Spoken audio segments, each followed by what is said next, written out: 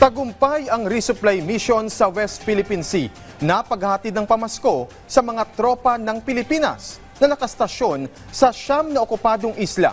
Samantala, ikinalugod naman ng Armed Forces of the Philippines AFP ang pagratipika ng Reciprocal Access Agreement sa pagitan ng Pilipinas at Japan. Yan ang ulat ni Patrick De Jesus. Mula December 3 hanggang 14, isinagawa ng Armed Forces of the Philippines ang resupply o remission sa West Philippine Sea.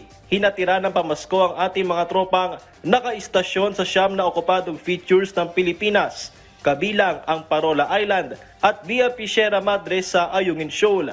Naging matagumpay ang RORE at walang anumang untoward incident ayon sa Philippine Navy. Ito'y sa kabila ng presensya ng mga barko ng People's Liberation Army Navy ng China at China Coast Guard, partikular sa Ayungin Shoal.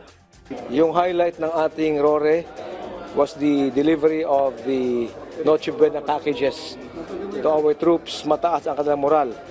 And nais kong sabihin sa ating mga kababayan, yung inyong kasundaluhan, we perform our mandate without any fanfare, over sea, land, or air.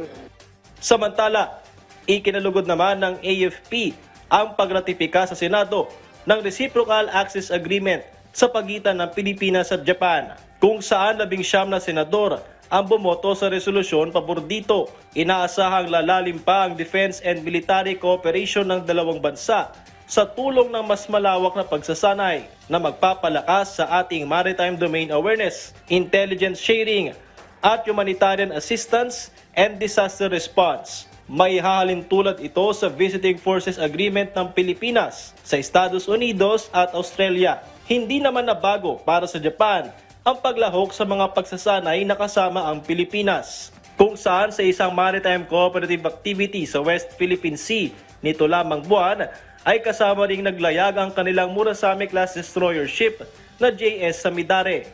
This partnership will help the AFP address security challenges, especially in critical areas such as the West Philippine Sea, and further solidify our preparedness and resilience in safeguarding national sovereignty. Nagpasalamat ang Department of National Defense sa mga mambabatas at kay Pangulong Ferdinand R. Marcos Jr. dahil sa kanilang katiyakan na mapagpapatibay ang naturang landmark na kasunduan. Inaasahan namang aaprubahan na rin ang RAA sa National Diet ng gobyerno ng Japan alinsunod sa kanilang sariling legal na proseso upang opisyal na ito maging binding sa parehong mga bansa. Patrick De Jesus para sa Pambansang TV sa Bagong Pilipinas.